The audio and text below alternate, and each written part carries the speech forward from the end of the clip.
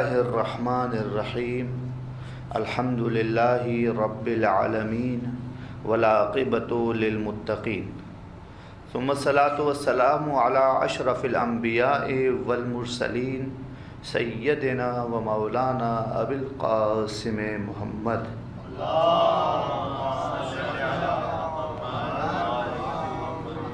وآلہ الطیبین الطاہرین لا سیما بقیت اللہ العظم روحی و ارواح العالمین لتراب مقدمہ الفدا واللعنۃ الدائمۃ علی اعدائہم اجمعین من یومنا الی قیام یوم الدین اما بعد فقد قال اللہ تبارک و تعالی فی محکم کتابہ المجید و متقن کلامہ المبین وقولہ الحق بسم اللہ الرحمن الرحیم وَلَقَدْ كَرَّمْنَا بَنِي آدَمَ وَحَمَلْنَاهُمْ فِي الْبَرِّ وَالْبَحْرِ وَرَزَقْنَاهُمْ مِنَ الطَّيِّبَاتِ وَفَضَّلْنَاهُمْ عَلَى كَثِيرٍ مِّمَّنْ خَلَقْنَا تَفْضِيلًا۔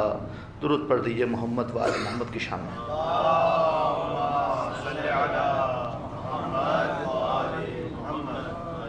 پروردگار عالم ارشاد فرماتا ہے کہ ہم نے انسان کو کرامت بخشی، ہم نے اسے خشکی اور تری پر سوار کیا، اور ہم نے انسان کو پاک اور پاکیزہ رزق عطا کیا، اور ہم نے انسان کو اپنی تمام مخلوقات پر فضیلت اور مقام اور درجہ عطا کیا۔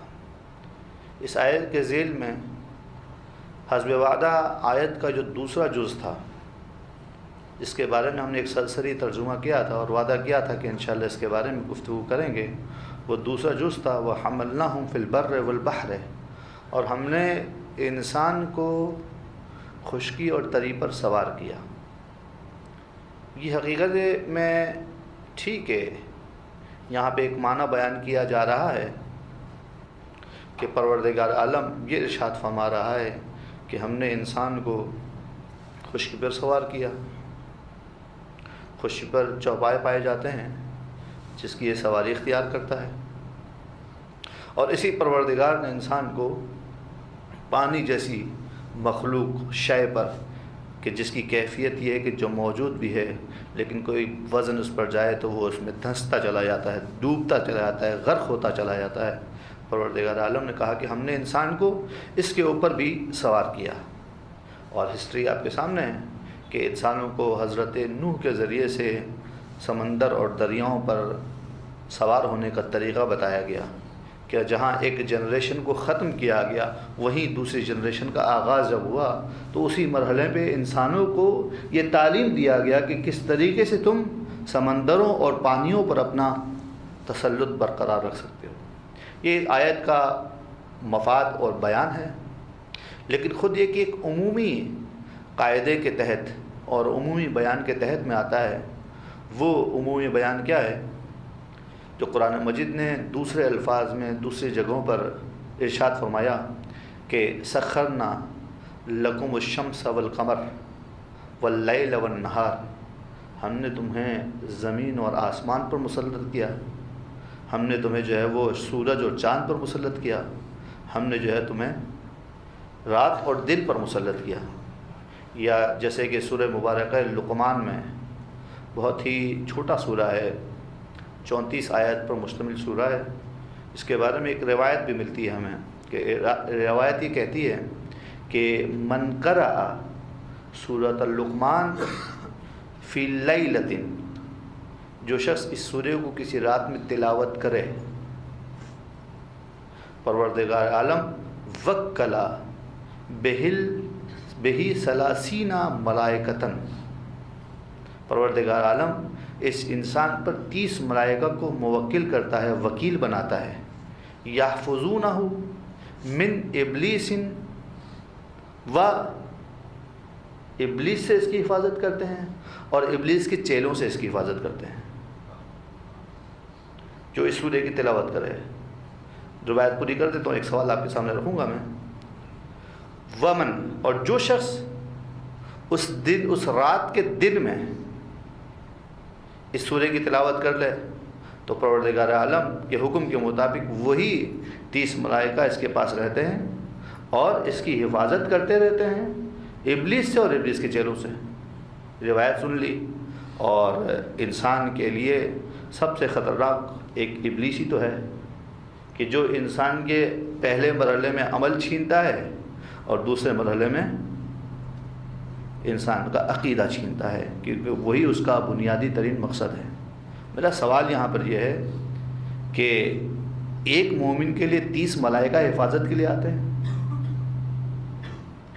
سورہ اس روایت کا بیان یہی ہے کہ 30 فرشتے اس انسان کی حفاظت کرتے ہیں، تو آپ سوچئے انسان کتنا خطرے میں ہے۔ ایک فرشتہ نہیں، 2 فرشتہ نہیں، فرشتے یقیناً پروردگار کی ایک مخلوق ہے جو مافوق الکائنات ہیں، جن کو پروردگار عالم نے طاقت دے رکھی ہے، جن کو پروردگار نے عالم نے بہت کچھ دے رکھا ہے۔ ان فرشتوں کو پروردگار عالم بھیجتا ہے اس انسان کی حفاظت کے لیے، کس سے؟ ابلیس سے۔ کیا ایک فرشتہ کافی نہیں ہے؟ ایک فرشتہ بھی ہو تو کافی ہے، لیکن روایات ایسی روایت ایک نہیں ہے، بہت ساری روایات ہیں کہ جس کے اندر بیان کیا جا رہا ہے کہ باقاعدہ کہ 30 فرشتے پروردگار عالم نازل کرتا ہے جو اس انسان کی حفاظت کرتے ہیں۔ اور فرشتہ شیطان کرتا کیا ہے؟ شیطان کو آپ نے دیکھا کہ کسی انسان کو جسمانی غضن پہنچاتا ہو؟ پہلے بیان کر چکا ہوں کہ پروردگار عالم نے شیطان کو اتنا انسان پر مسلط نہیں کیا ہے، وہ شیطان انسان کے افکار پر مسلط ہوتا ہے، انسان کی فکر پر مسلط ہوتا ہے، انسان کے عقیدے پہ مسلط ہوتا ہے، اور عقیدے کو اتنا ضعیف کر دیتا ہے کہ اس سے عمل صادر ہی نہیں ہو پاتا۔ تو یہ شیطان جس کے بارے میں پروردگار عالم نے شیطان کو کہہ دیا ہے کہ تو جا، تو میری بارگاہ سے نکل جا، اور تو جا اپنے پیادے اور سوار سب لے کر آ جا۔ بس شیطان کے پیادے بھی ہیں، سوار بھی ہیں، پیادے اور سوار لے کر آ جا، اور انسان کو بہکا سکتا تو بہکا کے دکھا دے۔ تو ایسا نہیں ہے کہ شیطان یہاں پہ تکلف میں ہے، وہ کھلا دشمن ہے۔ اسے پروردگار کی بارگاہ میں کہا ہے لَأُغْوِيَنَّهُمْ، میں تمام کے تمام انسانوں کو اغوا کروں گا۔ یہ اغوا بڑا تاوان نہیں ہے، یہ ذہنی اغوا ہے، مینٹل اغوا ہے۔ کبھی فزیکل شیطان کسی کو اغوا نہیں کرنے آ رہا۔ شیطان جو انسانوں کو اغوا کرے گا وہ مینٹل اغوا کرے گا، ذہنی اعتبار سے ان کو کیپچر کرے گا اور ان کو اپنا قابو میں کرے گا، اور اس کا مقصد یہی ہے کہ یہ انسان کسی طریقے سے صراط مستقیم پر آگے نہ بڑھ پائے، آگے نہ چل پائے۔ پہلے مرحلے میں تو جانے ہی نہیں دے گا کہ یہ منزل آسان ہے، اور اس کے بعد صراط مستقیم پہ موجود ہے، پہلے بیان کر چکا ہوں میں آپ کی خدمت میں۔ تو نقطہ یہاں پر یہ ہے کہ اس روایت کے بقول 30 ملائکہ انسان کی حفاظت کرتے ہیں، تو انسان کتنا خطرے میں ہے۔ تو بہت زیادہ ایک دعا کی علماء تاکید کرتے ہیں جو ہمیں کرنی چاہیے بار بار، کہ پروردگار عاقبت بخیر فرما۔ ہم نے ماتم کیا، بہت اچھا کیا، لیکن عاقبت بخیر ہونی چاہیے۔ ہم نے نماز پڑھی، بہت اچھا کیا، لیکن اینڈ کیا ہے؟ وہ نماز ہاتھ میں ہے۔ عاقبت بخیر کی دعا کا مطلب یہی ہے کہ پروردگار عالم جب ہمارا اینڈ ہو، جب ہمارا اختتام ہو، وہ خیر پر ہونا چاہیے۔ زندگی کیسے گزری وہ تو جانتا ہے۔ اہم ترین دعا انسان کے لیے یہ ہے عاقبت بخیر۔ ابھی مجھے یہاں پر ایک مناسبت سے ایک بات یاد آ گئی، اگرچہ کہ آیت ابھی روکی ہوئی ہے میں نے، یہ بھی آپ کی خدمت میں عرض کرتا چلوں تو انشاءاللہ جو ہے وہ معنی تک بہت عمیق طریقے سے ہم پہنچ جائیں گے۔ پروردگار عالم سے جب بھی کوئی بندہ گناہ کرتا ہے، معصیت کرتا ہے، تو پروردگار عالم کے درمیان اس بندے کے درمیان ایک فاصلہ پیدا ہو جاتا ہے، ایک گیپ آ جاتا ہے۔ یہ زمان اور مکان والا گیپ نہیں ہے۔ اگر زمان اور مکان والا گیپ مان لیا ہم نے تو کافر ہو جائیں گے، کیونکہ پروردگار عالم جسم و جسمانیت سے مبرہ ہے۔ تو پروردگار اور بندے کے بارے میں جو وسط میں جو گیپ آ رہا ہے وہ کیسا گیپ ہے، کیسا فاصلہ ہے؟ یہ معنوی فاصلہ ہے۔ بالکل ایسا ہی ہے کہ جیسے کہ ایک گھر میں رہنے والے 2 بچے ہوں، اور باپ کا ایک مطیع ہو اور ایک جو ہے وہ نافرمان ہو، اور مطیع اتفاق سے جو ہے وہ باپ سے دور ہو جائے، حوزہ علم نجف میں پڑھنے چلے جائے، اور نافرمان باپ کے ساتھ رہے، تو باپ کی کیفیت کیا ہوتی ہے؟ صبح شام کھاتے پیتے میں اپنے بیٹے کو یاد کر رہا ہے، اس کو یاد کر رہا ہے، اس کے بارے میں پوچھ ہی نہیں رہا۔ تو دنیا کیا کہتی ہے؟ اس بیٹے میں اور اس باپ میں بڑی قربت ہے، اگرچہ کہ زمانوں کا فاصلہ ہے، مکان کا فاصلہ ہے، وہ ہزاروں کلومیٹر دور بیٹھا ہوا ہے، لیکن پھر بھی باپ اس کو ہر وقت یاد کر رہا ہے، وہ اس کو یاد کر رہا ہے، ہر لہجے پر پانی پی رہا ہے، کھانا کھا رہا ہے، ہر مقام پر باپ اسے یاد کر رہا ہے۔ تو دنیا یہی کہتی ہے کہ اس باپ اور بیٹے کے درمیان قربت ہے، اور وہ بیٹا جو دسترخوان پہ باپ کے ساتھ بیٹھا ہوا ہے اور 5 سال سے آپس میں بات ہی نہیں کی ہے، دنیا کیا کہتی ہے؟ ان باپ بیٹے کے درمیان بڑی دوریاں ہیں۔ یہ کون سی دوریاں ہیں؟ یہ زمانی اور مکانی دوریاں ہیں، تو چھت کے نیچے ہے۔ وہ کیسی قربت ہے کہ جس میں ہزاروں کلومیٹر کا فاصلہ موجود ہے؟ تو اس کا معنی یہ ہے کہ ایک دوری اور ایک قربت ہے جسے معنوی کہتے ہیں، معنی کے اعتبار سے پائی جاتی ہے۔ وہ پروردگار جو قرآن مجید میں یہ کہتا ہے کہ میں بندے خدا سے جو ہے وہ حبل ورید سے زیادہ قریب ہوں، شہرگ حیات سے زیادہ قریب ہوں، اس سے زیادہ قربت کیا ہوگی؟ وہاں وہ قربت، اور یہاں میں نے یہ بات کہہ دی آپ کی خدمت میں کہ گناہ کے نتیجے میں بندے کے درمیان اور خدا کے درمیان ایک دوری ہو جاتی ہے۔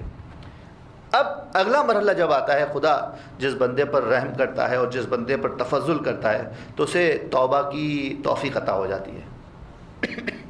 پر محمد و آل محمد صلوات۔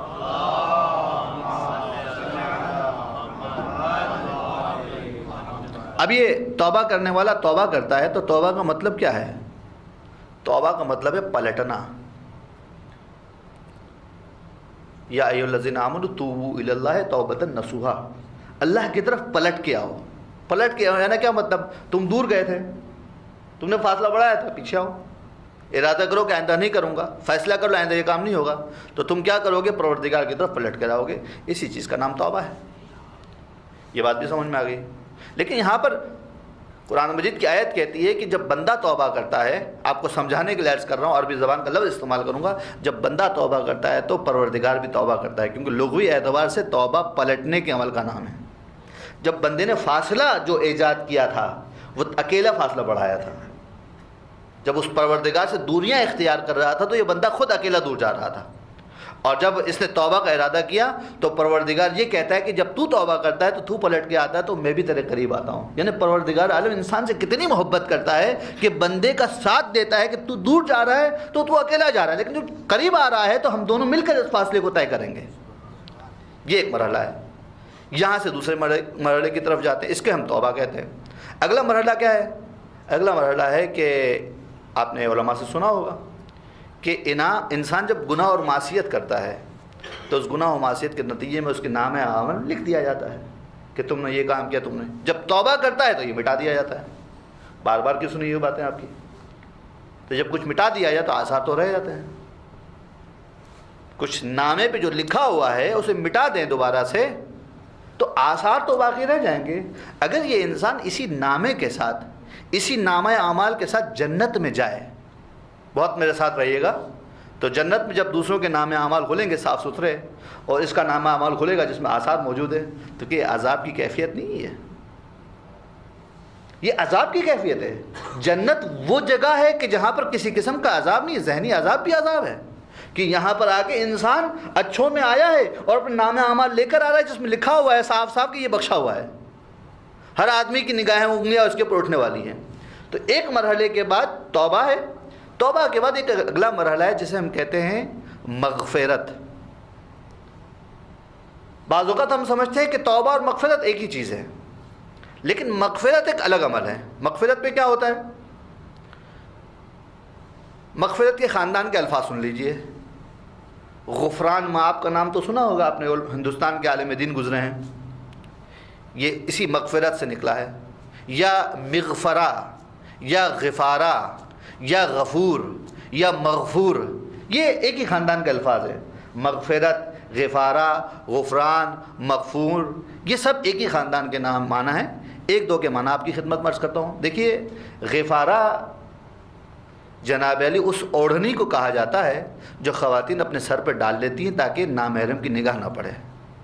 تو غفارہ وہ کپڑا ہے، وہ چیز ہے جو نامحرم کی نگاہ سے خاتون کے بالوں کو بچاتی ہے۔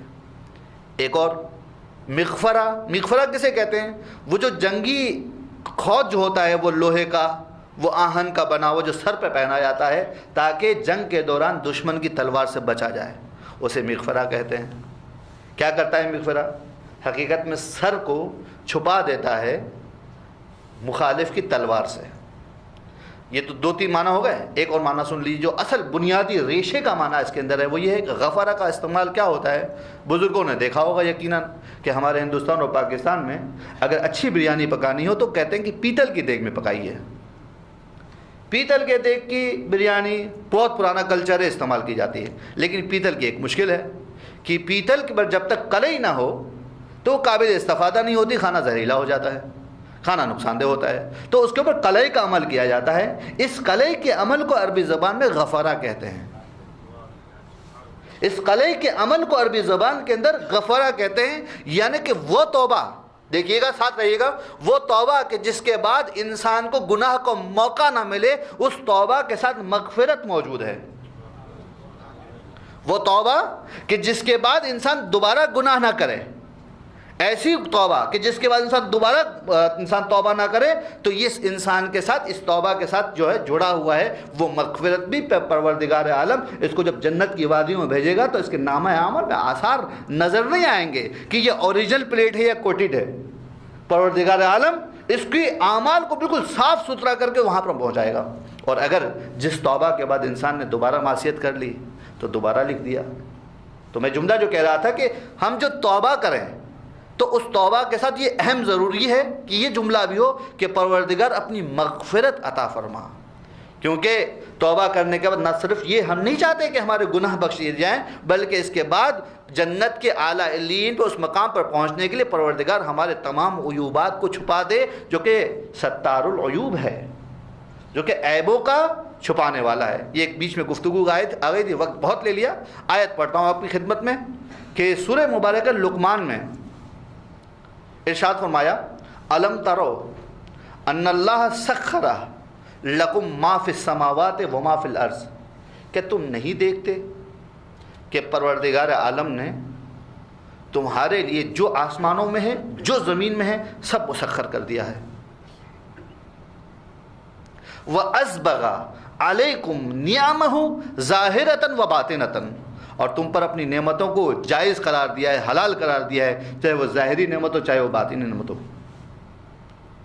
وَمِنَ النَّاسِ مَن يُجَادِلُ فِي اللَّهِ، اور کچھ لوگ ایسے ہیں جو اللہ کے بارے میں جھگڑتے ہیں، من غیر علم ولا ہدن ولا سراج منیر، کتاب منیر، کہ اللہ کے بارے میں جھگڑا کرتے ہیں، نہ ان کے پاس علم ہوتا ہے، نہ ان کے پاس ہدایت ہوتی ہے، نہ ان کے پاس کتاب منیر ہوتی ہے۔ یہ آیت کا ترجمہ کر دیا۔ اس آیت کا پہلا حصہ جو ہے وہ کیا کہہ رہا ہے؟ الم ترو ان اللہ سخر لکم ما فی السماوات و ما فی الارض، کیا تم نے نہیں دیکھا پروردگار نے تمہارے لیے جو آسمانوں میں ہے جو زمین پہ سب مسخر کر دیا۔ اب اگر کیا آپ لوگوں نے دیکھا ہے مسخر کا معنی کیا ہے؟ مسخر کے خاندان کے لفظ تو ہیں ہمارے پاس تسخیر، ہم نے تو پاکستان کی دیواروں کو بہت دیکھا ہے کہ تسخیر محبوب کے لیے فلانی بابا کے پاس آئیے، محبوب آپ کے قدموں میں آ جائے گا۔ اور یہ بھی سنا ہوگا آپ نے تسخیر جن، کہ بعض لوگ ایسے ہوتے ہیں کہ جو تسخیر جن کر لیتے ہیں، اس کا معنی وہی گرپ کا معنی ہے، قدرت کنٹرول کا معنی ہے۔ تو یہ بتائیے کہ ہم میں سے اور آپ میں سے کس کا بس چلتا ہے چاند پر، کس کا بس چلتا ہے سورج پر؟ قرآن مجید کی آیت ہے، کہہ رہی ہے کہ پروردگار نے تمہارے لیے جو کچھ آسمانوں میں سب مسخر کر دیا۔ ابھی زمین کی بات نہیں کر رہا ہوں، ابھی آسمان کی بات کر جو بالکل واضح ہے۔ یہ قرآن مجید کی آیت ان مخالفین کے درمیان آئی ہے کہ جو رسول کے پیچھے لگے ہوئے تھے اور ٹیلیسکوپ لگا کے دیکھ رہے تھے، کیا گڑبڑ ہوتی وہیں پکڑ لیتے ہیں، کوئی موقع جانے دینے والے نہیں۔ انہوں نے اس جگہ پر کبھی اس بات پر ٹوکا ہی نہیں کہ یہ کیسی بات ہے کہ پروردگار عالم یہ کہہ رہا ہے کہ ہم نے، کیا تم نہیں دیکھتے کہ ہم نے جو ہے وہ تمہارے لیے زمین و آسمان کو مسخر کر کے رکھ دیا ہے؟ کہاں مسخر کیا ہے؟ تو اس کا مطلب یہ ہے کہ یہاں پر تسخیر کا معنی کچھ اور ہے، تسخیر کا معنی کچھ اور ہے۔ کیا معنی ہے تسخیر کا؟ تسخیر کا معنی ہے خدمت، کہ پروردگار عالم نے، کیا تم نے نہیں دیکھا کہ پروردگار عالم نے جو کچھ آسمانوں میں ہے جو کچھ زمینوں میں ہے سب کو انسان کی خدمت میں لگا دیا ہے۔ یہ ہے انسان کا کرم، یہ ہے انسان کی کرامت کہ پروردگار عالم نے تمام آسمانوں کی مخلوقات اور تمام کی زمین کی مخلوقات کو سب کو انسان کی خدمت میں معمور کر دیا ہے۔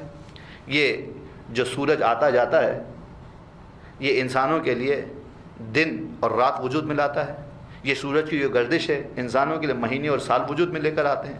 یہ جو چاند ہے وہ انسانوں کے لیے تاریخوں کے تعین کے لیے کام آتا ہے۔ یہ جو چاند ہے وہ انسانوں کے لیے شبہائے راتوں میں انسانوں کے لیے راستہ دکھانے کا کام کرتا ہے۔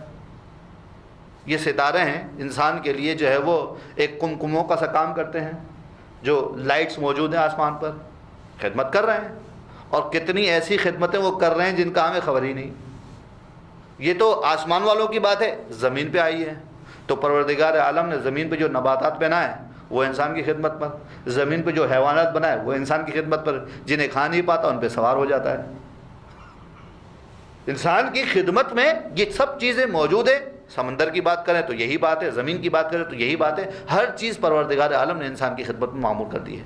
یہ معنی بالکل صحیح ہے، لیکن معنی اس سے اوپر کا بھی ہے، معنی اس سے بالا تر بھی ہے۔ ضروری تو نہیں ہے کہ پروردگار عالم نے اگر انسان کے لیے کسی چیز کو قرار دیا ہو تو وہ چیز ہر انسان کے لیے ہو۔ اگر نوع انسانی میں سے کوئی ایک آدھ انسان بھی اس چیز کا حامل ہو جائے تو اس کا معنی یہ ہے کہ پروردگار عالم نے اس چیز کو بالآخر انسان کے حوالے کیا ہے۔ تو آپ جا کے دیکھیے کہ پہلا معنی اگر تسخیر کا کریں تو تاریخ بتاتی ہے، اور راوی کہتا ہے کہ ہم لوگ جنگ نہروان کے بعد جا رہے تھے، ایک منزل سے گزر رہے تھے، تو ایک مقام سے گزرے جس مقام پر امیر المومنین نے یہ کہا کہ یہ جگہ جس جگہ سے تم لوگ گزر رہے ہو یہ بڑی مصیبت زدہ جگہ ہے، یہ آفت زدہ مقام ہے، اس مقام پر پروردگار کا عذاب نازل ہو چکا ہے، نیچے والوں کو اوپر اور اوپر والوں کو نیچل کر دیا ہے، قوم لوط کا عذاب یہاں پر نازل ہوا ہے، یہاں سے جلدی جلدی گزرو۔ کچھ لوگوں نے کہا الصلاح، نماز تو واجب ہے، ہر جگہ پڑھنی ہے۔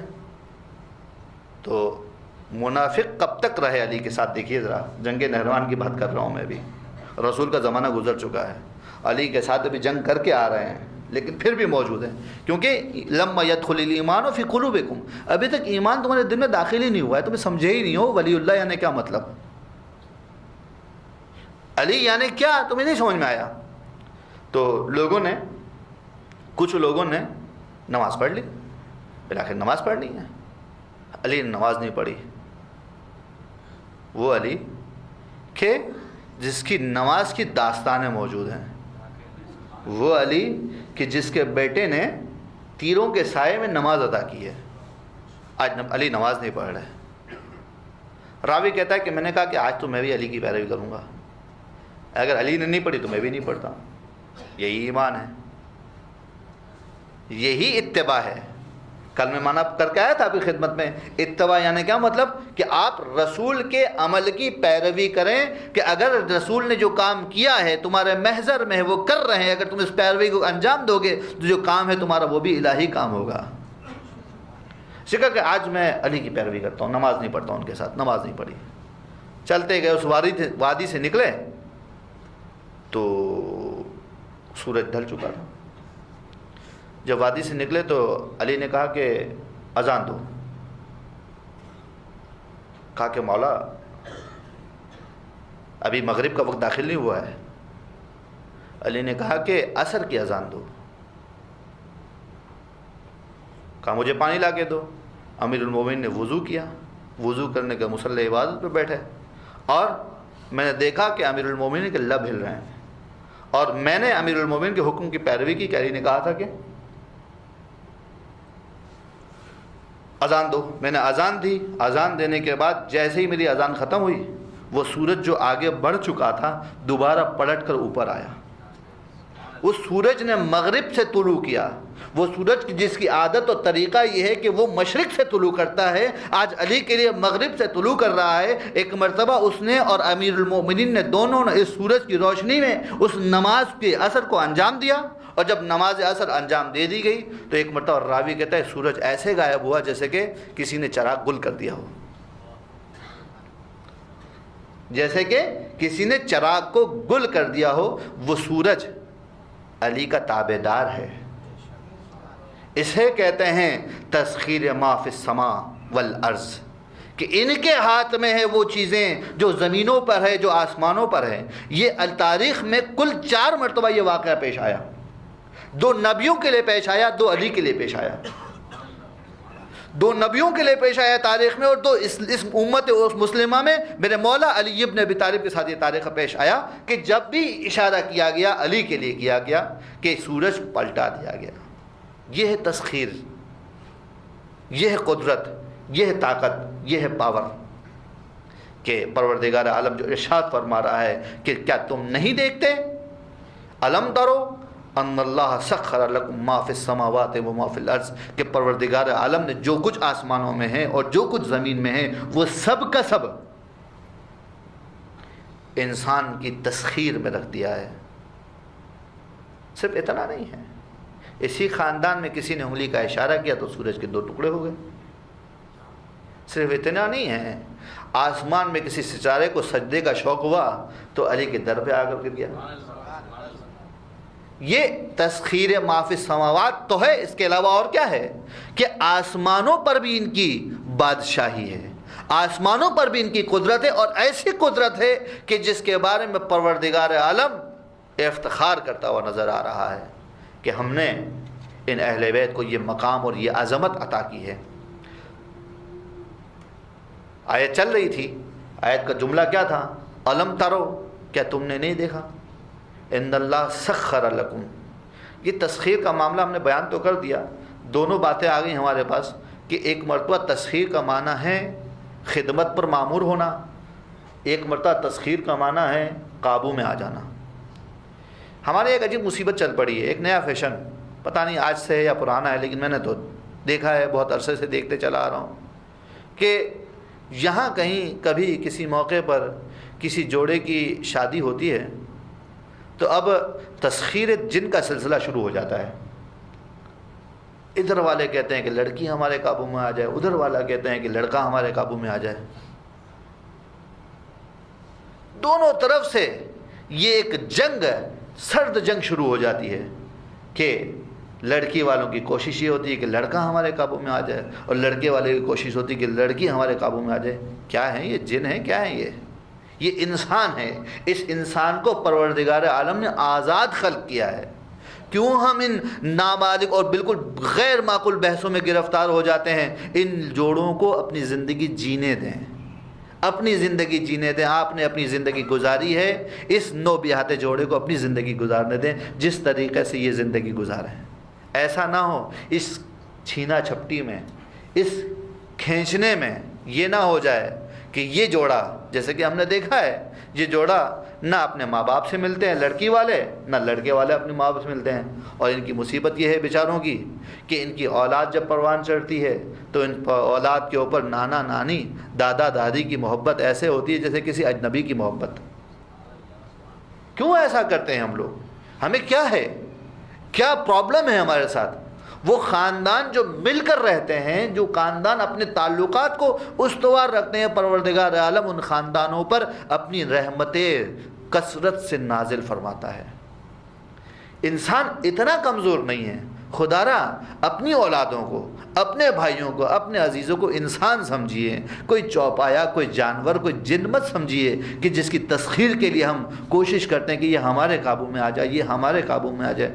آپ کا شکریہ کہ آپ نے کوشش کی ہے کہ اس بچی کو پروان چڑھایا، آپ کا شکریہ کہ آپ نے کوشش کی ہے کہ اس لڑکے کو پروان چڑھایا۔ اب ان کی زندگی آگے بڑھنے والی ہے، ان کو اجازت دیجیے کہ اپنی زندگی کے اصول خود طے کریں۔ درود پڑھی محمد والے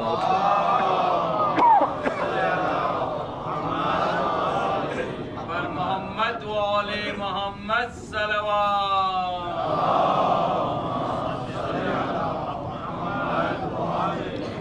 ضروری نہیں ہے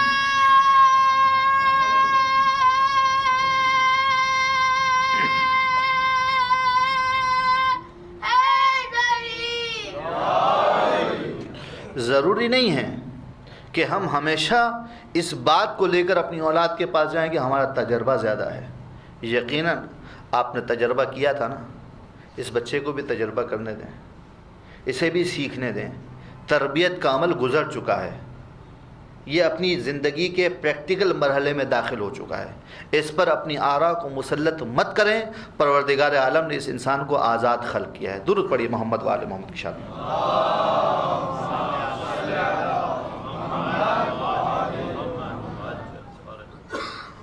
تو پروردگار عالم نے انسان کے لیے تسخیر کر دیا ہے، ان چیزوں کو خدمت میں معمور کیا ہے جو زمین کے اندر پائی جاتی ہیں، جو آسمان پہ پائی جاتی ہیں۔ آیت کا دوسرا حصہ کہہ رہا ہے وَأَسْبَغَ عَلَيْكُمْ نِعَمَهُ ظَاهِرَةً وَبَاطِنَةً، پروردگار عالم نے اپنی نعمتیں تم پر جائز اور حلال کر دی ہیں، ظاہری نعمتیں اور باطنی نعمتیں۔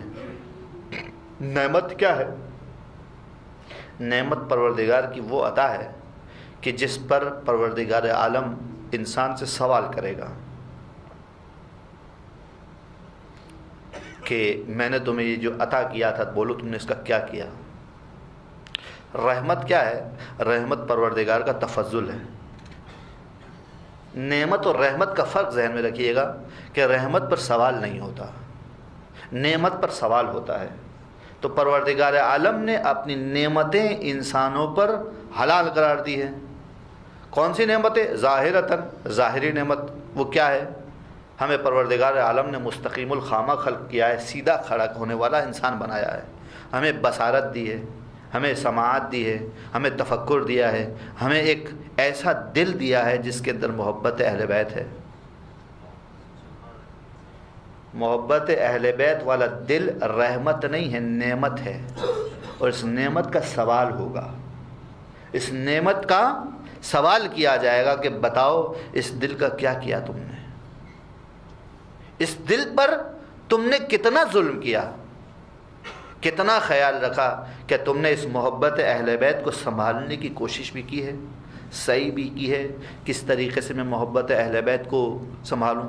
ہمارے بزرگوں نے یہ جو پورا ہمارے سامنے عزاداری کا سیٹ اپ دیا ہے نا، ایک دن میں نہیں دیا ہے، بڑی زحمتیں کی ہیں، بزرگان جانتے ہیں، لیکن ہم لوگوں سے غلطی ہو رہی ہے۔ البتہ یہاں پر مجھے ایک بڑی اچھی عمدہ بات نظر آئی تھی جس کی مجھے تعریف بھی کرنی چاہیے اور کروں بھی، تو بہتر ہے یہیں پر ہی مناسبت ہے کہ الحمدللہ روزانہ یہاں پر آ رہا ہوں، دیکھتا ہوں اور خوشی ہوتی ہے کہ ہر روز ایک سلام پڑھنے والا، سوز پڑھنے والا نیا بچہ ہوتا ہے۔ یہ واقعاً آپ لوگوں کی کوشش قابل ستائش ہے کہ آپ ابھی سے تیاری کر رہے ہیں کہ ہمارے بعد نئی جنریشن آئے، اس چیزوں کو سنبھالے۔ لیکن یہ چیز عزاداری کے ہر چیز میں، ہر پہلو میں ہے، کیونکہ بالآخر ایک روایت ہے جس کو لوگ عجیب معنوں میں حمل کرتے ہیں، وہ روایت بھی سن لیجئے، اختلاف و امتی رحمہ، سنی ہوگی نا روایت تو آپ نے، کہ میری امت کا اختلاف رحمت ہے۔ وہ اختلاف نہیں ہے کہ جو ہم ایک دوسرے کے ساتھ کرتے ہیں، یہ میں کروں گا وہ تم کرو گے، یہ اختلاف جھگڑا نہیں۔ عربی زبان کے اعتبار سے اختلاف کہتے ہیں آنے جانے کو۔ اگر زیارت جامعہ کبیرہ پڑھیں تو وہاں پہ اہل بیت کی ایک صفت آئی ہے کہ مختلف الملائکہ، مختلف الملائکہ یعنی کیا مطلب؟ کہ اہل بیت کی شان یہ ہے کہ ملائکہ ان کے پاس آتے جاتے ہیں، یہ ملائکہ کے آنے کے جانے کا مقام ہے کہ جن کے پاس فرشتوں کا آنا جانا رہتا ہے۔ تو اختلاف امت الرحمہ کا مطلب کیا ہے کہ امت کے کچھ لوگ آتے ہیں، کچھ لوگ چلے جاتے ہیں، پھر نئی جنریشن آتی ہے، پھر چلی جاتی ہے، ایک سلسلہ ہے، ابدی کوئی نہیں رہنے والا۔ تو جو چیزیں ویلیوز ہیں، جو چیزیں ہیں، ان کو ہماری یہ صحیح اور کوشش ہونی چاہیے کہ آنے والی جنریشن تک پہنچائیں۔ بہت سا ایسا ہوتا ہے کہ ہمارے دوست، ہمارے ساتھی اور بزرگان بہت زیادہ لبرل ہو گئے ہیں۔ کیا مطلب لبرل ہو گئے ہیں؟ وضاحت کر رہا ہوں اس لبرل کے معنی کی، کہ ہم سمجھتے ہیں کہ ہمارے ذہن میں کچھ اعتقادات ہیں۔ مثال کے طور پر بعض بزرگوں کو میں جانتا ہوں جو ماہ اذا میں خصوصیت سے عشر اولیٰ کے اندر گوشت نہیں کھاتے، ماہ اس 10 روز کا احترام کرتے ہیں، لیکن وہ خود یہ کام کرتے ہیں، اپنی اولاد کو اس چیز کی تعلیم نہیں دیتے۔ ہمارے بزرگوں کو ہم نے دیکھا ہے جن کے نظر آتا تھا کہ جب چاند محرم کا طلوع ہوتا تھا تو بستر لپیٹ دیا جاتا تھا، بستر لپیٹ دیا جاتا تھا کہ اہل بیت وہاں پر مصیبت میں ہے تو ہم یہاں پر آرام کیوں کر رہے ہیں۔ یہ چیزیں تھیں لیکن ڈائیورٹ کنورٹ نہیں ہوئی، اگلی جنریشن تک نہیں پہنچی، انہیں پہنچانے کی ضرورت ہے۔ واللہ اگر ہم نے یہ چیزیں اقدار نہ پہنچائے تو دشمن جانے کے بعد سیدھا آزاداری کو ہم سے چھین لے گا۔ شیخ جواد تبریزی فرماتے ہیں کہ دشمن ہم سے ہماری آزاداری ایک دفعہ میں نہیں چھین سکتا ہے، اس کو معلوم ہے کہ بہت بڑا پیکیج ہے، لہٰذا وہ چھلکوں کی طرح سے ایک ایک کر کے چیزیں ہم سے چھین رہا ہے، ایک ایک کر کے چیزیں چھین رہا ہے کہ آج نوبت یہ آ گئی ہے کہ لوگ یہ جملے تک کہہ رہے ہیں کہ تمہیں آزاداری میں بلند آواز میں رونے کی ضرورت کیا ہے، یہ جملے بھی آ رہے ہیں۔ چیزوں کی حفاظت کیجئے، اس شیل کو، اس کور کو جو ہماری آزاداری کے گرد ہم نے بنایا ہے، ہمارے بزرگوں نے بنایا ہے، اس کی حفاظت کیجئے اور اپنی اولاد کو بتائیے کہ کس طریقے سے یہ آزاداری ہم لوگوں نے اور ہمارے بزرگان نے کی تھی اور کس طریقے سے ہم نے آگے جا کے چلانا ہے۔ درود پڑھیے محمد و آل محمد کی چاہیے۔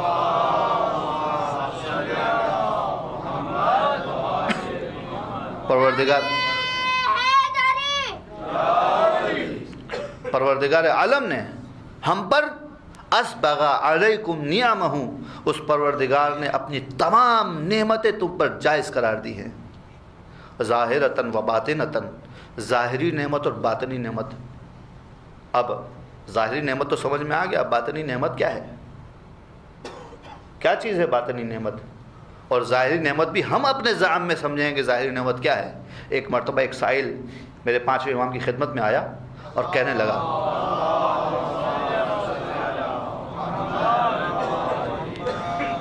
ظاہری نعمت کیا ہے؟ کہنے لگے، امام نے ارشاد فرمایا کہ ظاہری نعمت النبی وما جاء بہ من توحید اللہ عز وجل و معرفتہ، ظاہری نعمت جو ہے وہ نبی ہے اور وہ چیزیں ہیں جس کو نبی لے کر آئے۔ کیا لے کر آئے؟ پروردگار کی یکتا پرستی، اور دوسری طرف سے کیا لے کر آئے؟ پروردگار کی معرفت۔ اور باطنی نعمت کیا ہے؟ ولایتنا اہل البیت و عقد مودتنا، ہم اہل بیت کی ولایت باطنی نعمت ہے اور ہم اہل بیت کے ساتھ مودت کا عقد باطنی نعمت ہے۔ ہم اہل بیت کی ولایت بالکل آسان معنی ہے، اس معنی کی وضاحت کے لیے امام نے ایک جملہ ارشاد فرمایا ہے جو اس معنی کو ولایت اہل بیت کو سمجھانے کے لیے بہت مددگار ہے۔ امام فرماتے ہیں عقد مودتنا، ہماری مودت کی گرہ۔ عقد کا لفظ تو آپ نے سنا ہوگا، عربی زبان کے اندر عقد کہتے ہیں کسی چیز کو دو رسیوں کو جب باندھ دیا جاتا ہے تو جو گرہ لگتی ہے اسے عقد کہا جاتا ہے۔ یہ عقد 2-3 قسم کے ہوتے ہیں، ایک گرہ میں ہوتا ہے، ایک معنوی طور پر بھی عقد ہوتا ہے، جس طریقے سے شادی کے بندھن میں جب کسی کو باندھا جاتا ہے تو نکاح پڑھا جاتا ہے تو اسے بھی عقد النکاح کہتے ہیں، کیونکہ ان کلمات کے ذریعے سے ان دونوں کو باندھ دیا جاتا ہے، ایک ساتھ جوڑ دیا جاتا ہے کہ ان کے درمیان مضبوط رشتہ ہو جائے۔ اور یہی چیز ہماری اہل بیت کے ساتھ موجود ہے، مودت کی علامت یہ گرہ ہے، ایسی گرہ ہے کہ جس کو شیطان کھولنے کے در پہ ہے، کھلنی نہیں چاہیے۔ یہ ہمارا فریضہ ہے کیونکہ پروردگار عالم نے ہم کو یہ نعمت باطنی دی ہے اور نعمت باطنی کے بارے میں سوال بھی کرے گا۔ اس گرہ کو نہ کمزور ہونے دینا ہے نہ کھلنے دینا، یہ ہمارا اور آپ کا وظیفہ ہے، یہ آسانی سے عمل نہیں ہے۔ اور یہی وہ چیز ہے جو شیطان کا ٹارگٹ ہے، شیطان کا بنیادی ترین مقصد یہی ہے کہ ہم سے یہ چھین لے، کیونکہ اس کو معلوم ہے یہ چھین لیا تو رسالت بھی جائے گی، توحید بھی جائے گی، کیونکہ رسالت بھی کسی کے مرہون منت ہے، توحید بھی اسی کے مرہون منت ہے۔ اور کیا عجیب بات ہے، کیا عجیب بات ہے کہ روایت کے الفاظ، بے عینی الفاظ تو نہیں لیکن علماء کی زبانی یہ کلمہ سنا ہے کہ جو روایات کی جمع بندی کا نتیجہ ہے کہ انما شیعتنا خلقوا من فاضل طینتنا، ہمارے شیعہ ہماری بچی ہوئی مٹی سے گوندے گئے ہیں، یعنی جس مٹی سے پروردگار عالم نے ہمیں خلق کیا تھا اسی مٹی سے پروردگار بچی ہوئی مٹی سے ہمارے شیعوں کو خلق کیا ہے۔ اسی وجہ سے شیعوں کی خوبی ہے، شیعوں میں خاص بات پائی جاتی ہے کہ تہنو الینا، کہ وہ ہمیشہ ہماری طرف مائل رہتے ہیں، ہماری خوشیوں میں خوش ہو جاتے ہیں، ہمارے غموں میں غمگین ہو جاتے ہیں۔ یہ فضل جو پروردگار عالم نے شیعوں کو عطا کیا ہے۔ اور میں 2 جملے کہنے کے بعد وقت مصائب پر آ جاؤں گا۔ کل ایک بات کہی تھی میں نے کہ دین اور دیانت کے بارے میں بہت اچھی بات ہے کہ ہم گفتگو کریں، بحث کریں، لیکن یہ بحث اور گفتگو کبھی بھی شدت پسندی اور توہین مومن تک نہیں جانی چاہیے، کیونکہ اگر ہم دین کا کام کر رہے ہیں، اگر اس کام کو محبت اہل بیت کے مسئلے کو، توحید کے مسئلے کو، امامت کے مسئلے کو دیانت کے نام پہ انجام دے رہے ہیں تو دین کے طریقے کے مطابق ہونا چاہیے۔ دین کا طریقہ کیا ہے؟ ایک مثال سنتا ہوں کیونکہ مجھے مثال اب یاد آ گئی ہے سورہ مبارکہ لقمان کی وجہ سے۔ حضرت لقمان کے بارے میں تاریخ نے لکھا، اور یہ ہماری بات کو بہت عمدہ طریقے سے آگے تک پہنچائے گی کہ ایک جگہ سے حضرت لقمان گزر رہے تھے، ایک تالاب میں حضرت لقمان نے ایک بچھو کو ڈوبتے دیکھا، ڈوب رہا ہے۔ ایک تنکا اٹھایا، اس تنکے سے اس ڈوبتے کو سہارا دیا۔ ہمارے یہاں تو محاورہ بھی ہے۔ اب جیسے ہی یہ بچھو کی کیفیت تو آپ کو معلوم ہے کہ بچھو کا ڈنک اس کی دم میں ہوتا ہے اور وہ دم سے حملہ کرتا ہے، تو ایک مرتبہ حضرت لقمان اس جانور کو اس تنکے کے سہارے بچانا چاہ رہے ہیں کہ تھوڑا سا پانی سے خشکی پر آیا، اس نے حضرت لقمان پر حملہ کرنے کی کوشش کی۔ انسان نے جھٹک کے چھوڑ دیا، دوبارہ پانی میں، سیلف ڈیفنس۔ دوبارہ حضرت لقمان نے وہ تنکا اٹھایا، پھر کوشش کی، پھر اس نے یہی عمل دہرایا۔ وہاں سے ایک راہگیر گزر رہا تھا، وہ حضرت لقمان کے پاس آ کر اس منظر کو دیکھنے کے لیے کھڑا ہو گیا کہ دیکھیں تو صحیح یہ کر کیا رہے ہیں۔ کئی مرتبہ اس نے دیکھا کہ حضرت لقمان نے اس عمل کو دہرایا ہے۔ ایک مرتبہ زچ ہو کے کہنے لگا، تنگ آ گیا، کہنے لگا کہ کیا بات ہے بھائی، لگتا ہے اپنی جان سے عاجز آ گئے ہو، دیکھ رہے ہو کہ تمہیں بار بار یہ ڈنک مار رہا ہے اور ڈنک مارنے کی کوشش کر رہا ہے، تلف کرنے کی کوشش کر رہا ہے، پھر بھی تم اسے سہارا دے رہے ہو۔ تو حضرت لقمان نے ایک بڑی عمدہ بات کی جو ہماری زندگیوں کو بدلنے کے لیے کافی ہے۔ کہا کہ دیکھو یہ جانور ہے، یہ حیوانات، یہ حیوان ہے، یہ اپنا کام کر رہا ہے، میں انسان ہوں، میں اپنا کام کر رہا ہوں۔ حیوان اور انسان کا فرق یہی ہے کہ انسان اپنی طرف سے سامنے والے کو بچانے کی اپنی پوری کوشش کرتا ہے، لیکن انسانی طریقے اور انسانی عمل کے مطابق غیر انسانی عمل کی کوئی ویلیو ہی نہیں ہے، کیونکہ وہاں پہ کوئی بچانا ہی نہیں ہے۔ جب وہ بچنا ہی نہیں چاہ رہا، آپ اس کو انسانی طریقے سے بچائیے، اس کے قریب جائیے، اس کا ساتھ دیجیے، اس کے ساتھ محبت سے پیش آئیے، سب کچھ کر سکتے ہیں، لیکن ان حدود کو تجاوز نہ کریں کہ جن حدود کو تجاوز کرنے کی اجازت ہمیں نہیں دی گئی ہے۔ اس زمانے میں امیر المومنین جیسا شخص، ان کی خلافت لوٹ لی گئی ہے، لیکن امیر المومنین نے سکوت اختیار کیا ہے، 25 سال کی خاموشی، صبح شام معاملات کو دیکھ رہے ہیں کیا ہو رہا ہے کیا نہیں ہو رہا ہے، اور سکوت اختیار کیا ہے۔ یہ ہماری زندگی کا اصول کہ کس طریقے سے زندگی گزاری جائے۔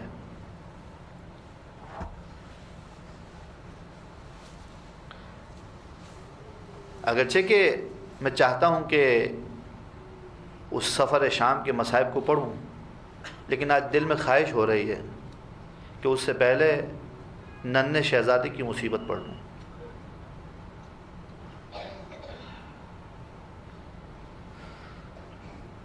وقائع اہل کربلا میں لکھا ہے کہ میرا مولا حسین جب کربلا کی سرزمین پر بے یار و مددگار ہو گیا، بے ناصر و حامی ہو گیا، تو ایک مرتبہ آواز استغاثہ بلند کی، حل من مغیث یغیثنا، ہے کوئی جو ہمارے اغاثے پہ لبیک کہے۔ اسی اغاثے کے دوران خیموں سے بیویوں کے رونے کی آواز آئی۔ میرا مولا پلٹ کر خیمے کی طرف آیا، پوچھا کیا بات ہے؟ کہا کہ آپ کے آواز استغاثہ پر علی اصغر نے اپنے آپ کو جھولے سے گرا دیا۔ میرے مولا نے ایک مرتبہ کہا کہ لاؤ میرا بچہ میرے پاس لے آؤ، اس کی پانی کی سبیل کرتا ہوں، اسے پانی پلا کر آؤں۔ مولا اپنے ہاتھ میں علی اصغر کو لے کر جا رہے ہیں۔ مقتل میں پہنچنے کے بعد آدھا سے میرے مولا نے جملہ کہا، ان لم ترحمونی فرحموا ھذا الطفل الصغیر، اگر تم کو مجھ پر رحم نہیں آتا تو اس معصوم بچے پر تو رحم کر لو۔ اجرکم علی اللہ۔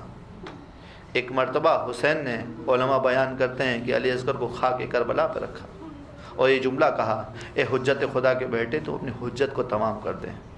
عزیزوں، ایک مرتبہ علی اصغر نے اپنی زبان کو اپنے ہونٹوں پر پھیرایا، ارے اس کے دیکھتے ہی اشقیاء کے اندر ایک کیفیت طاری ہوئی۔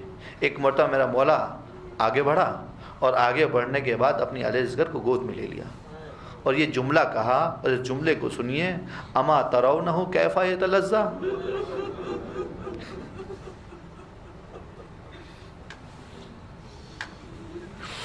کیا تم نہیں دیکھتے کہ میرا یہ بچہ کیسے تلذی کر رہا ہے؟ عزیزو، تلذی کا معنی معلوم ہے آپ کو؟ تلذی کا معنی یہ ہے کہ جب کبھی کہیں مچھلی پانی سے نکال دی جاتی ہے، جب پانی سے نکال دیا جاتا ہے اس مچھلی کو، تو مچھلی اپنے آپ کو ہواؤں میں بلند کرتی ہے، پلٹتی ہے، زمین پر آتی ہے۔ یہ مچھلی کا پہلا مرحلہ ہوتا ہے جب اس کے جسم میں طاقت اور جان ہوتی ہے۔ جب کچھ تھک جاتی ہے نا تو مچھلی اپنے آپ کو صرف زمین پر الٹا سیدھا کرتی ہے، کیونکہ مچھلی کی انرجی اور طاقت ختم ہو گئی ہے۔ اور جب یہ طاقت بھی ختم ہو جاتی ہے تو آخری کیفیت یہ ہوتی ہے کہ مچھلی اپنا منہ بند کرتی ہے، اپنے منہ کو کھولتی ہے۔ عربی زبان میں اسی حالت کو، کیفیت کو تلذی کہا جاتا ہے۔ ارے علی اصغر کی کیفیت یہ ہے کہ اپنے باپ کی گود میں اپنے ہونٹوں کو کبھی بند کرتا ہے، کبھی کھولتا ہے، جیسے ایسے کہہ رہا ہو کہ بابا خدا حافظ، آخری مرحلہ۔ ابن سعد نے حرملہ سے کہا کہ اقطع کلام الحسین، اے حرملہ حسین کے کلام کو قطع کر دو۔ تو ایک مرتبہ حرملہ نے کہا کہ یہ بتاؤ کہ باپ کو نشانہ لوں یا بچے کو؟ ایک مرتبہ ابن سعد نے کہا کہ تمہیں کیا حسین کے ہاتھوں پہ سفیدی نظر نہیں آتی ہے؟ ارے ایک مرتبہ حرملہ نے اپنے تیر کے اندر، اپنے کمان میں سے شعبہ تیر کو پیوست کیا اور اس کو چلایا۔ ایک جملہ سن لیجئے گا، اپنے ذہنوں میں اس جملے کو بٹھا لیجئے گا۔ ارے تیر کا کام ہوتا ہے کسی بدن میں پیوست ہو جانا، تیر کبھی کسی بدن کو ذبح نہیں کرتا، لیکن اس ظالم نے جو تیر چلایا ہے، روایت کا جملہ یہ ہے کہ بچہ باپ کے ہاتھوں پہ ذبح ہو گیا۔ ارے ایک کان سے لے کر دوسرے کان تک علی اصغر ذبح ہو گیا۔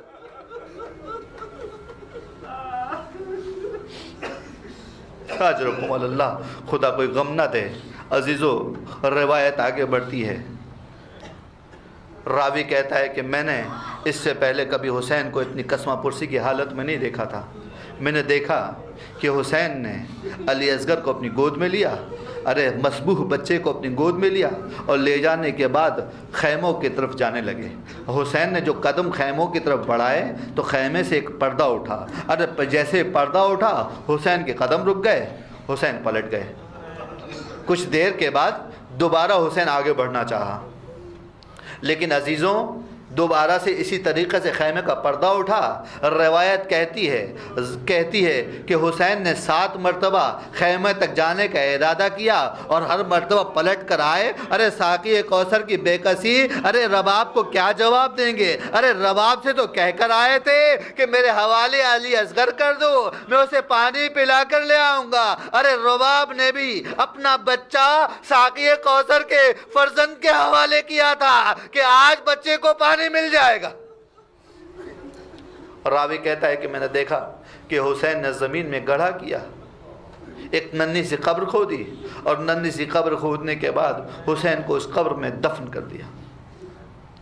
شاید حسین یہ چاہتے تھے کہ جب شام غریبہ کے موقع پر عصر عاشور سب کے سروں کو کاٹا جائے گا، نیزے پہ بلند کیا جائے گا، تو میرا یہ بچہ کم از کم نیزے پر بلند ہونے سے بچ جائے۔ لیکن عزیزو ایسا نہیں ہوا۔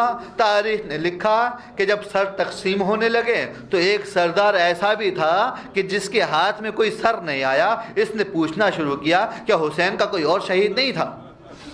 کسی نے کہا حسین کا ایک 6 ماہہ ایک بچہ تھا جو شہید ہوا تھا، حسین کو نے اس بچے کو مقتل میں دفن کر دیا تھا۔ ارے وہ ظالم، علماء بیان کرتے ہیں کہ نیزہ برداروں کی ایک فوج لے کر گیا اور پوچھنے لگا کہ بتاؤ کس جگہ پہ حسین نے دفن کیا تھا۔ ارے جگہ کی جب نشاندہی ہو گئی تو ظالم نے اپنے تمام سواروں سے کہا کہ تم اپنے نیزوں سے کربلا کے سینے کے اوپر اپنا نیزہ پیوست کرو۔ ارے عزیزو، اس منظر کو اگر رباب دیکھ رہی ہوگی تو جب یہ سینہ پہ یہ نیزہ چلتا ہوگا تو زمین کربلا پہ نہیں چلتا ہوگا، ارے رباب کے سینے پہ چلتا ہوگا۔ ایک مرتبہ ایک نیزہ ایسا پیوست ہوا، اس ظالم نے جو نیزہ بلند کیا، نیزے کے ساتھ علی اکبر کا بدن آ گیا، علی اصغر کا بدن آ گیا۔ اجرکم اللہ، اجرکم اللہ۔ عزیزو، اس ظالم نے کس قساوتی قلبی سے رباب کے 6 ماہے کے سر کو تن سے جدا کیا اور جدا کرنے کے بعد نیزے پہ بلند کر دیا۔ اور عزیزو یہی حالت تھی، تاریخ یہ بیان کرتی ہے کربلا سے لے کر کوفہ تک اور کوفہ سے لے کر شام تک، ارے جب اس بچے پر ارے ماں کی نگاہ پڑی ہوگی، عجب نہیں رباب آواتوں کو بڑھا دے۔ ارے بچے، علی اصغر آجا، میں تجھے دودھ پہلا دوں، ارے علی اصغر آجا اپنی ماں کی گود میں۔ یہ وقت اسی طریقے سے گزرتا رہا۔ اور عزیزو، تاریخ میں لکھا ہے کہ جب یہ کاروان کوفہ سے شام کی طرف جانے لگا، اس راستے میں ایک منزل پر اس کاروان نے پڑاؤ ڈالا اور اپنی عادت کے مطابق کسی راہب کے دیر کے پاس ان کا قیام ہوا تھا۔ ایک صندوق میں میرے مولا کے سر کو رکھا اور اس کو رکھنے کے بعد اپنی عادت کے مطابق یہ لوگ کھانے اور شراب نوشی میں مصروف ہوئے۔ اسی اثناء میں اس دیر کی دیوار سے ایک ہاتھ نکلا، ایک لوہے کا آہنین ہاتھ نکلا، اس کے ہاتھ میں قلم تھا۔ اس نے دیوار پہ جملہ لکھا، اترجو امت قتلت حسین شفاعتا جدہ یوم الحساب۔ کیا اس امت کو حضرت ختمی مرتبت کی شفاعت کی توقع ہے قیامت کے دن کہ جس نے حسین کو قتل کر دیا؟ ان ظالموں کے ہاتھ سے جب یہ حالت دیکھی تو یہ کھڑے ہوئے اور اس ہاتھ کو پکڑنا چاہا، اس قلم کو لینا چاہا، لیکن قلم غائب ہو گیا۔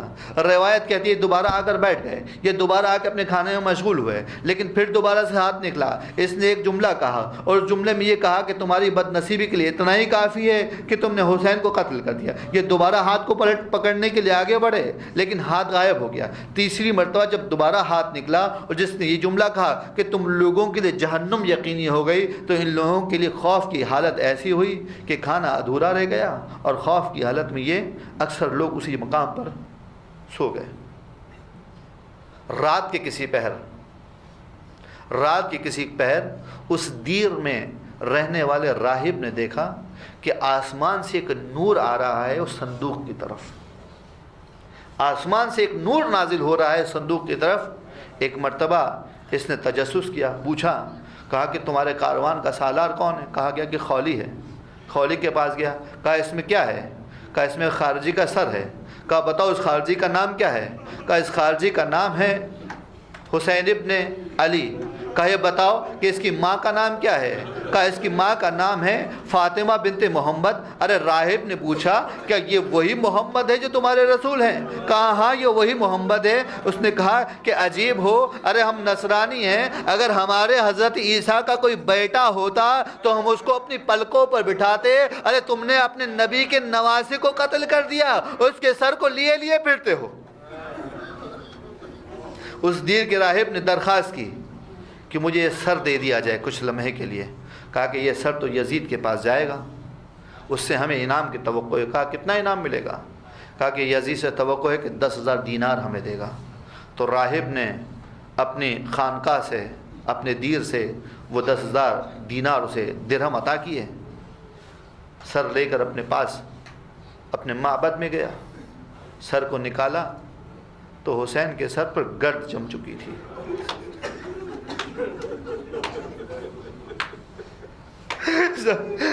گرد جم چکی تھی۔ ارے راہب نے حسین کے سر کی گرد کو صاف کیا۔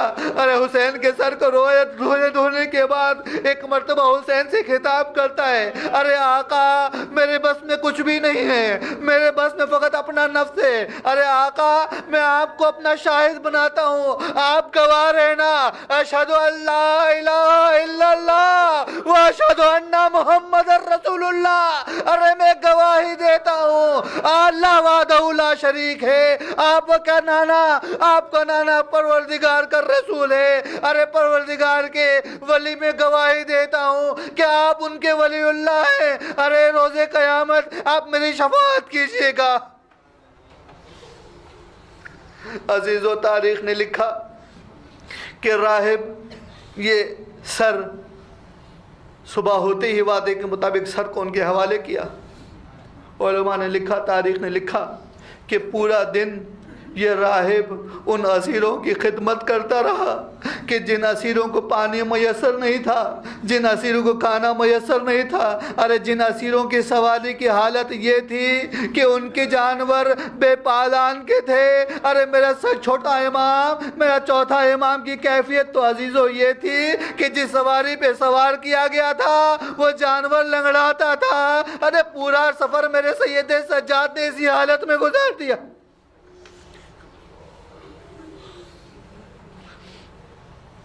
سیعلم الذین ظلموا ای منقلب ینقلبون۔ بار اللہ تجھے واسطہ محمد و آل محمد کا ہماری اس قلیل سی عبادت کو قبول فرما۔ بار اللہ تجھے واسطہ محمد و آل محمد کا جہاں کہیں بھی اہل بیت کے شیعہ موجود ہیں ان کی جان مال عزت آبرو کی حفاظت فرما۔ بار اللہ تجھے واسطہ محمد و آل محمد کا تمام مومنین کی شرعی حاجات کو پورا فرما۔ بار اللہ تجھے واسطہ محمد و آل محمد کا تمام مومنین جو اپنے دل میں عتبات عالیات کی زیارت کی تمنا رکھتے ہیں ان سب کو ہر سال عتبات عالیات کی زیارت کا شرف عطا فرما۔ بار اللہ تجھے واسطہ محمد و آل محمد کا جو بے اولاد ہیں انہیں اولاد نرینہ عطا فرما، جو بے روزگار انہیں روزگار عطا فرما، جو پریشان احوال ہیں ان کی پریشانیوں کو برطرف فرما۔ بار اللہ تجھے واسطہ محمد و آل محمد کا ہم سب اپنے زمانے کے امام کا دیدار کرنا چاہتے ہیں، ہمیں ہمارے زمانے کے امام کا دیدار نصیب فرما، ان کے ظہور میں تعجیل عطا فرما، ہمیں ان کے اعوان و انصار میں شامل فرما۔ ایک مومن کی پریشانی کے حل کے لیے دعا کی التماس کی گئی ہے اور حاضرین کی تمام پریشانیوں کی برطرفی کے لیے اور کل مومنین و مومنات جس جگہ پہ موجود ہیں ان سب کی پریشانیوں کی برطرفی کے لیے مل کر 3 مرتبہ اما یجیب پڑھ دیجیے۔